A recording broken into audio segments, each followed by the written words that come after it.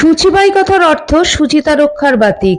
মনুসংহিতায় আমরা পাই জলে শরীর, সত্য কথায় মন, বিদ্যা ও তপস্যায় জীবাত্মা এবং জ্ঞানের দ্বারা বুদ্ধি শুদ্ধ হয়। কিন্তু অনেক সময় আমরা শুচিবাইগ্রস্ত হয়ে বাড়াবাড়ি করে ফেলি। তাই ঠাকুর শ্রী শ্রী রামকৃষ্ণদেব স্বয়ং বলেছেন, শুচিবাই ছেড়ে দাও, যাদের শুচিবাই তাদের জ্ঞান হয় না। আচার যতটুকু দরকার ততটুকু করবে, বেশি বাড়াবাড়ি করো না। আবার মা বলছেন, বহু পাপ মহাপাপ না হলে কি মন অশুদ্ধ হয়?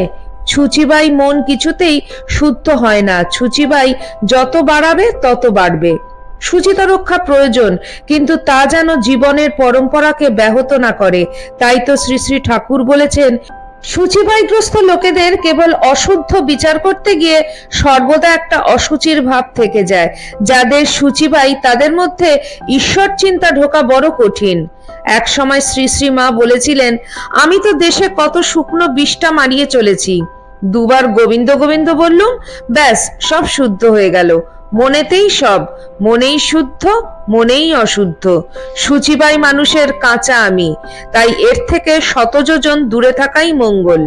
শুচিবাইকে শ্রী শ্রী মা এক ধরনের মারাত্মক ব্যাধি বলে জ্ঞান করতেন। কাকের প্রস্রাবে অশুচি। নলিনীকে স্নান করতে দেখে মা বললেন, শুচিবাই, মন আর কিছুতেই শুদ্ধ হচ্ছে না, আর শুচিবাই যত বাড়াবে তত বাড়বে। একবার জয়রামবাটিতে রাধুনী ব্রাহ্মণী অধিক রাত্রে কুকুর ছুঁয়ে এসে স্নান করতে চাইলে মা নিষেধ করলেন। হাত পা ধুয়ে গঙ্গা জলে পবিত্র হওয়ার নির্দেশ দিলেন। তাতেও যখন তার মন উঠল না, তখন মা বললেন, তবে আমাকে স্পর্শ করো। এমনি করেই মা আত্মবিশ্বাসের বীজ ছড়িয়ে দিতেন মানুষের হৃদয়ে হৃদয়ে।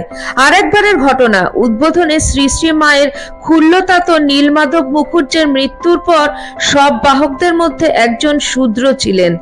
গোলাপ মা এই অশাস্ত্রীয় অবৈধ ব্যাপারের প্রতি মায়ের দৃষ্টি আকর্ষণ করলে মায়ের এক অসাধারণ উক্তি, শুদ্ধুর কে গোলাপ, ভক্তের জাত আছে নাকি?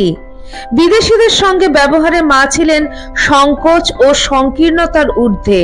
অতি সহজেই পূর্ব সংস্কার বিসর্জন দিয়ে নিজেকে মিশিয়ে দিয়েছিলেন তাদের সঙ্গে। মা তাদের সঙ্গে একসঙ্গে খেয়েছেন। অলি বুলের অনুরোধে সাহেব ফটোগ্রাফারের দ্বারা ছবি তোলারও অনুমতি দিয়েছেন। উদার আর যুক্তিবাদী দৃষ্টিভঙ্গি দিয়ে মা সর্বদা নূতনকে স্বাগত জানিয়েছেন, অজানাকে গ্রহণ করেছেন।